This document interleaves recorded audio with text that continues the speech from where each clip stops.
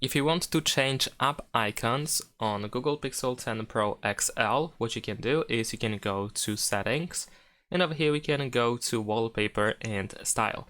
Now in here, if we switch to the home screen and then scroll down, you should be able to find the icons option. And over here we can enable themed icons, which is in beta apparently. This allows you to convert the appearance of icons into one unified theme, I guess. And we can press apply in the top right corner in order to save changes. So now if we go to the home screen, as you can see, well, at least some apps are synchronized with the theme. Unfortunately, not every app will be working with this option. Many third-party apps, if not pretty much all third-party apps, are not really synchronized with it, so we cannot really do anything about it. The plus side of it is that if you change the colors of the system, so let's say I'm gonna choose this blue and yellow one, and as you can see, it also changes the color for icons as well.